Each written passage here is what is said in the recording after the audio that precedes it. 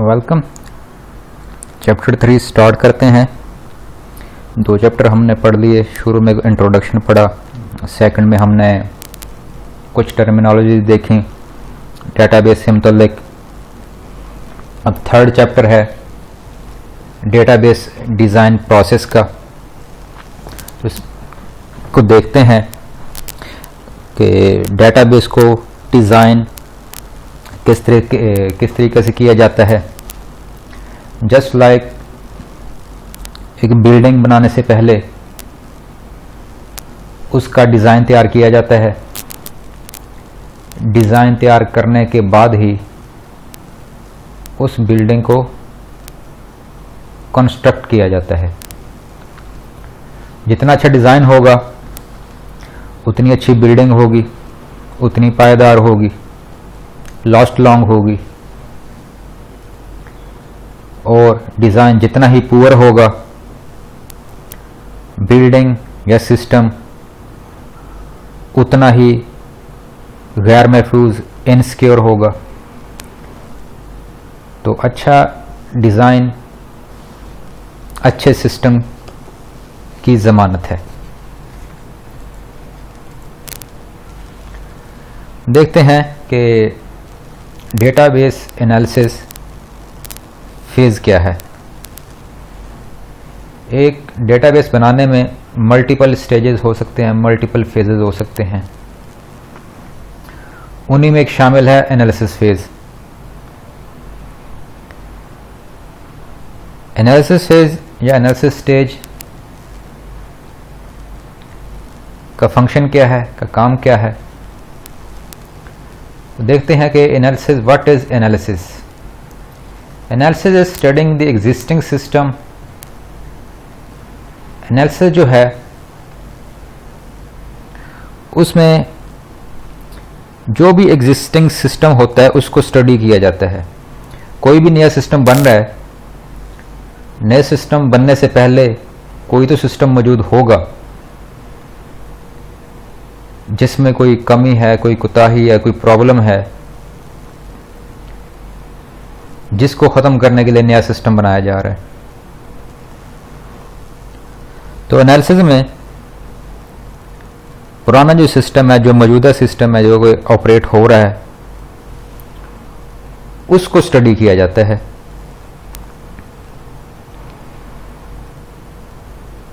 इसका जो पर्पस है एनालिसिस का वो ये है कि मौजूदा सिस्टम में, करंट सिस्टम में कौन कौन सी एक्टिविटीज परफॉर्म करनी है या कौन कौन सी एक्टिविटीज उसमें मौजूद हैं, और जो नया सिस्टम बनेगा उसमें क्या क्या फंक्शनैलिटीज़ होंगी, क्या क्या उसके अंदर एक्टिविटीज़ होंगी। तो पुराने सिस्टम को, एग्जिस्टिंग सिस्टम को स्टडी करना, उसमें प्रॉब्लम्स ढूंढना और उन्हीं प्रॉब्लम्स को नए सिस्टम में लेकर जाना एनालिसिस कहलाता है।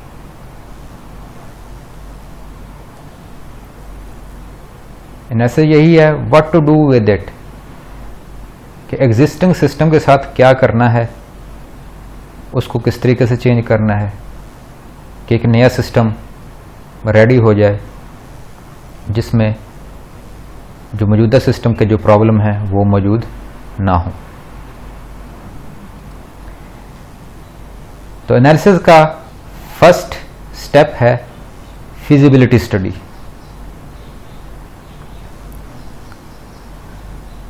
फिजिबिलिटी स्टडी को प्रीलिमिनरी इन्वेस्टिगेशन भी कहा जाता है, कि इब्तदाई तौर पर तखमीना लगाना, इब्तदाई तहकीकात।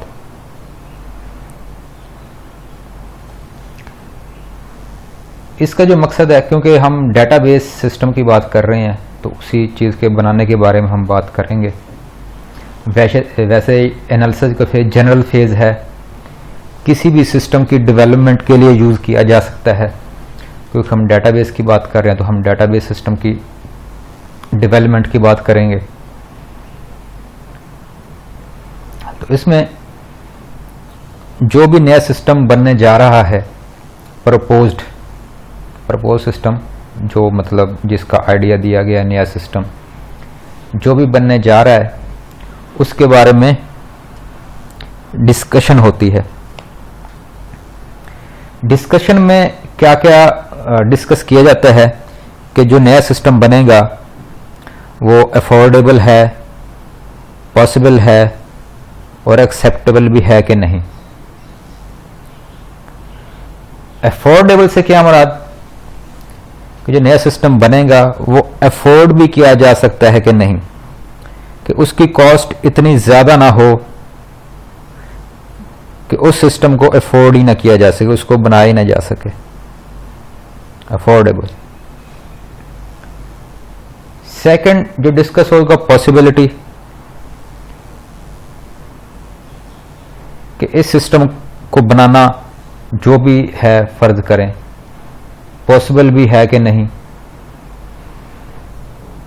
ऐसे ही जैसा कि फर्ज करें कहा जाए कि एक ऐसी गाड़ी बनानी है जिसमें 5 पहिए लगे हों, तो देखा जाएगा कि ऐसी गाड़ी बन भी सकती है जिसके अंदर 5 पहिए लगे हों। तो यानी कि ये पॉसिबल होगा भी कि नहीं जो नया डेटाबेस सिस्टम बनने जाएगा। फिर डिस्कस किया जाएगा एक्सेप्टेबल, कि सिस्टम एक्सेप्टेबल है कि नहीं, यानी कि सिस्टम बनने के बाद यूज़र जब उसे यूज़ करेंगे क्या वो उसे एक्सेप्ट भी करेंगे कि नहीं। ये ना हो कि वो उसे रिजेक्ट कर दें और सिस्टम फेल हो जाए।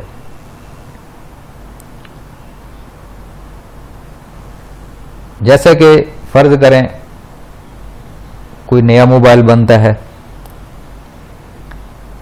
बनने के बाद वो मार्केट में आता है, तो कुछ ऐसे मॉडल होते हैं जो बहुत ही कम चलते हैं, उनको बहुत ही कम लोग परचेज करते हैं, क्योंकि यूज़र होते हैं वो उसे एक्सेप्ट नहीं करते। उन मॉडल में कोई प्रॉब्लम है या कोई भी वजह है जिसकी बुनियाद पर वो रिजेक्ट कर दिए जाते हैं।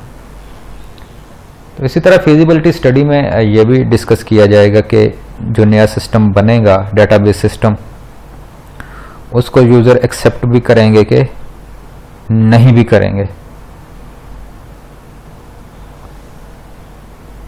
सेकंड जो स्टेज है एनालिसिस की वो रिक्वायरमेंट एनालिसिस है।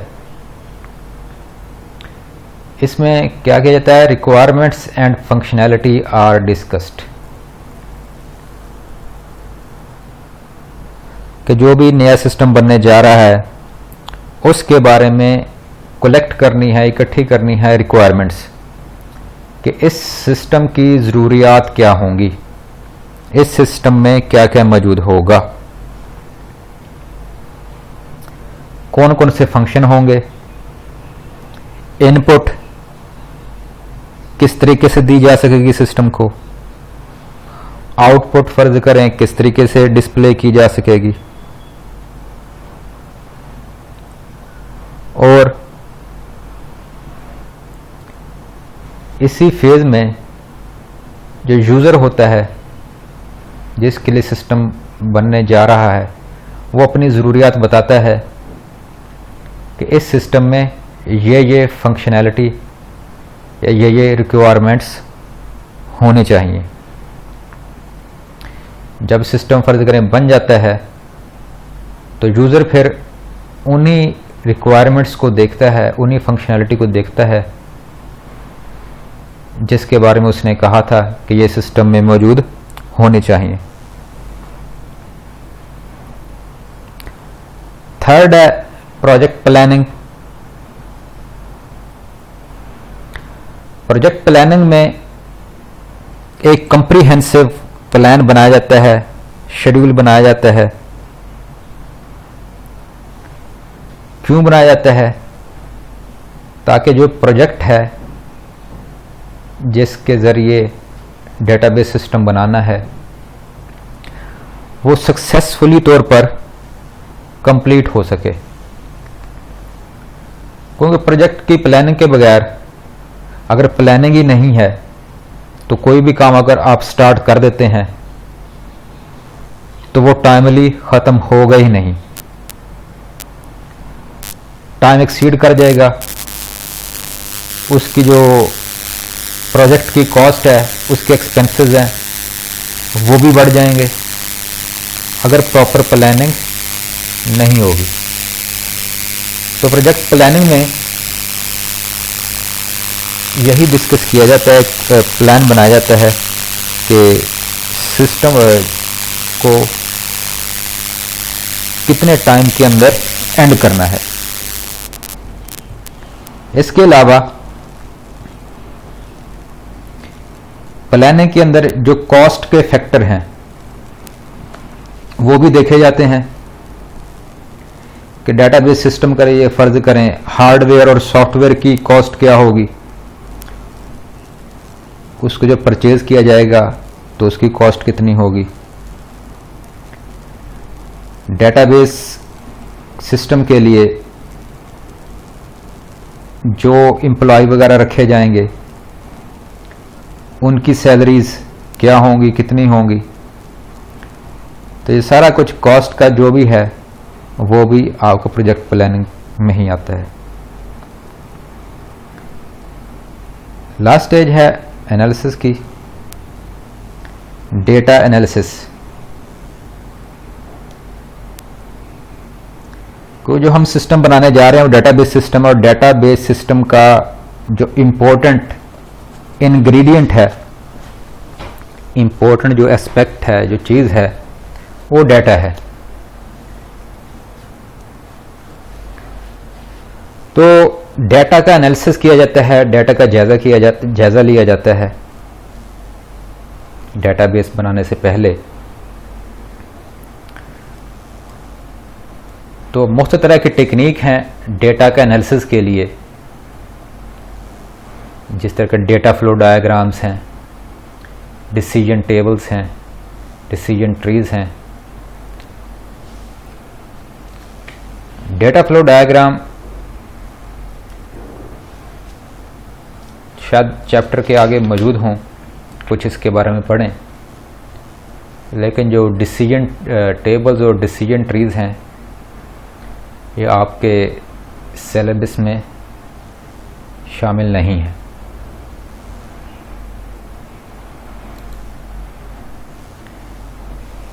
नेक्स्ट है डेटा मॉडलिंग। डेटा मॉडलिंग क्या है, इसके इंग्रेडिएंट क्या है। अभी बात हुई थी कि डाटा इंतहाई इम्पोर्टेंट है डेटाबेस में, उसका जो की इंग्रेडिएंट है, जो अहम जुज़्व है डेटाबेस का, वो डेटा है।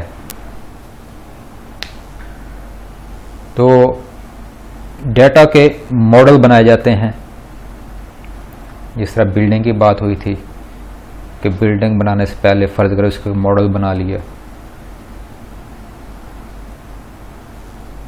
या कोई ऐसी चीज़ है जिसको बहुत बड़ी है, उसको अगर दिखाना है किसी को तो इसका एक छोटा सा मॉडल बना के डिस्प्ले करवा दिया। जिस तरह मुख्तलिफ क्लासेस में टीचर आपसे शायद मॉडल्स बनवाते हों कि कंप्यूटर का एक मॉडल बना कर लाएं, या किसी गाड़ी का मॉडल बना कर लाएं। बिल्कुल इसी तरह डाटा मॉडलिंग है। डाटा मॉडलिंग में क्या है, it is a representation of real world objects, events and their associations. Data modelling जो है वो रिप्रेजेंटेशन है, हमने एक चीज़ बनाकर दिखानी है, खाका बना के दिखाना है, कि रिप्रेजेंट करना है उसे पेपर की फॉर्म में, पेपर की फॉर्म में हो गया, या कंप्यूटर के ऊपर डिज़ाइनिंग कर लें, of real world objects. Real world जो आपकी दुनिया है, जो भी ये दुनिया है, ऑब्जेक्ट्स, और इसके अंदर जितनी भी चीज़ें हैं ऑब्जेक्ट, डाटा मॉडलिंग क्या है कि दुनिया के अंदर जो भी चीजें हैं, इवेंट्स, जो भी वाकयात रूनुमा होते हैं, events that occur and their associations, मुख्तलिफ चीजें, वाकयात और उनका आपस में ताल्लुक, उनकी एसोसिएशन, उनका आपस में रिलेशनशिप क्या कहलाता है? डेटा मॉडलिंग कहलाता है।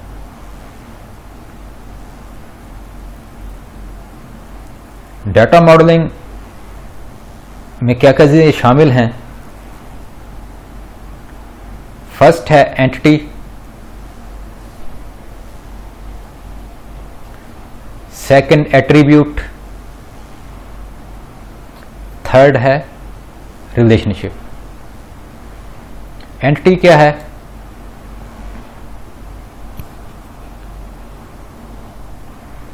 Entity is anything that can be described in terms of its attributes. Entity की डेफिनेशन पहले भी बता चुका हूं कि एंटिटी कोई भी ऐसी चीज है, कोई भी ऐसा ऑब्जेक्ट है जिसकी एट्रीब्यूट्स होती हैं, जिसकी अपनी खुसूसियात होती हैं। And it participates in the system, और जो भी सिस्टम बनने जा रहा है एंटिटी उसमें पार्टिसिपेट करती है, शिरकत करती है।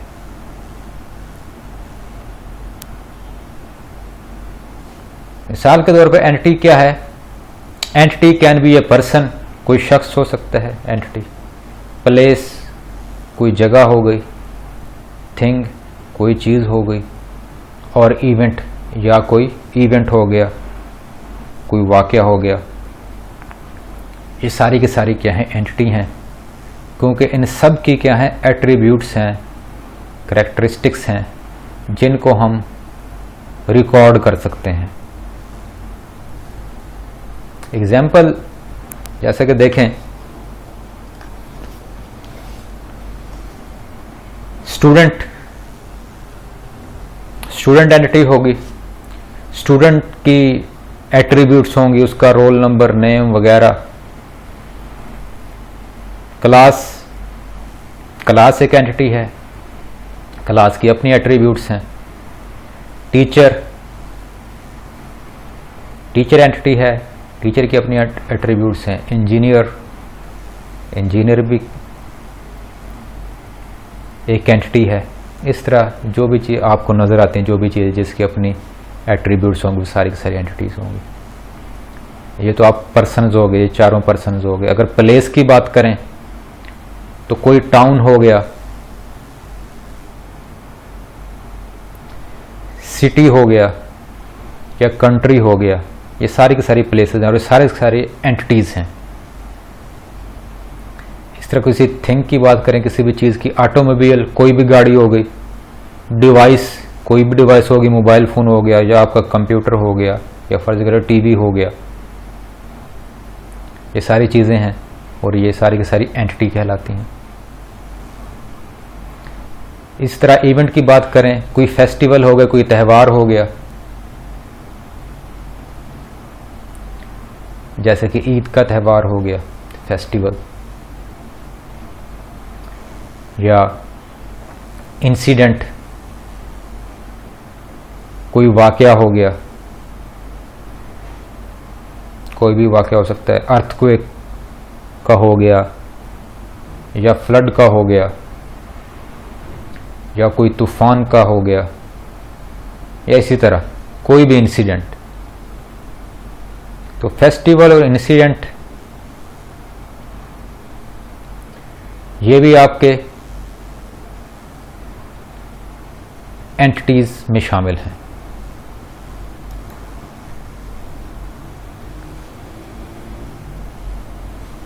मजीद एंटिटी के बारे में जब हम मॉडल बनाते हैं, क्योंकि हम मॉडलिंग की बात कर रहे हैं, डाटा मॉडलिंग की, तो इसमें हमने एक मॉडल बनाकर दिखाना है कि ये डाटाबेस सिस्टम बनने जा रहा है, इसमें ये चीज़ें होंगी और इसका मॉडल ये है। तो जो मॉडल बनाएंगे, we represent entity with a rectangle, while modelling, model बनाते वक्त हम एंटिटी को एक रेक्टेंगल के जरिए रिप्रेजेंट करेंगे, रेक्टेंगल के तौर पे। We write name of entity in the rectangle, और जो भी नाम होगा एंटिटी का उसको रेक्टेंगल के अंदर लिखेंगे। मिसाल के तौर पर स्टूडेंट की एंटिटी होगी, ये उसकी रेक्टेंगल होगी। तो इसको देखते ही पता चलता है कि ये एक एंटिटी है और इसका नाम क्या है, स्टूडेंट। ये एंटिटी का सिंबल होगी रेक्टेंगल और ये एंटिटी का नेम। इस तरह ये टीचर की एंटिटी हो गई, काउंटर की एंटिटी हो गई, ऑटोमोबाइल की एंटिटी और फेस्टिवल की एंटिटी हो गई।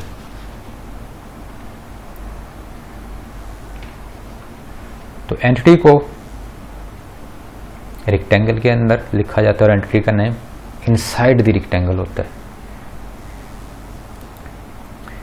नेक्स्ट देखते हैं एट्रीब्यूट। एट्रीब्यूट क्या है? डाटा मॉडलिंग का सेकंड जो है इंग्रेडिएंट है एट्रीब्यूट। एट्रीब्यूट के बारे में अभी बताया था कि ये कैरेक्टरिस्टिक्स होती हैं किसी भी एंटिटी की, जो कि एंटिटीज़ के बारे में बताती हैं या एक एंटिटी का दूसरे एंटिटी से मुवाजना करती हैं। इसकी डेफिनेशन क्या है एट्रीब्यूट की? दीज आर द प्रॉपर्टीज और कैरेक्टरिस्टिक्स ऑफ एन एंटिटी। ये एंटिटी की प्रॉपर्टीज या कैरेक्टरिस्टिक्स हैं।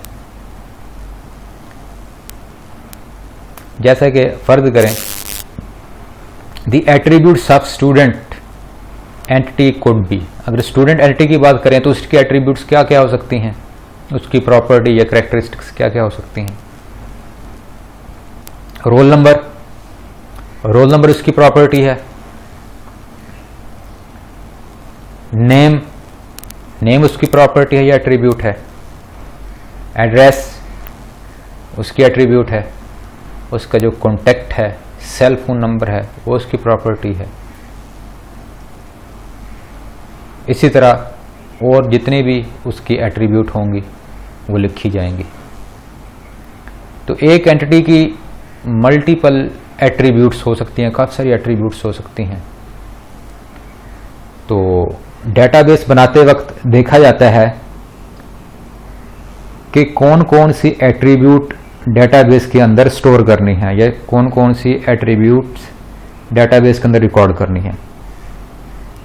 तो ये सिस्टम पे डिपेंड करता है कि किस तरह का सिस्टम है और उस सिस्टम के अंदर किसी भी एंटिटी की कौन कौन सी एट्रीब्यूट रिकॉर्ड की जाएंगी। जिस तरह एंटिटी को रेक्टेंगल से रिप्रेजेंट किया जाता है, एट्रीब्यूट को ओवल की सिंबल से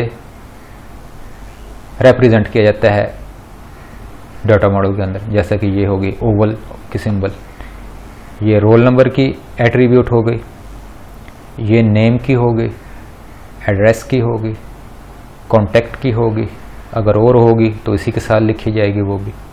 तो ये स्टूडेंट की एंटिटी हो गई और ये चार उसकी एट्रीब्यूट्स हो गए।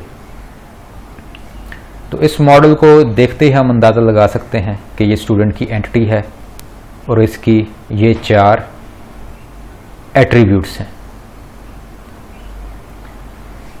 आज के लेक्चर में इतना ही। कल आगे देखेंगे हम कि रिलेशनशिप्स क्या होते हैं एंटिटीज़ के दरमियान में।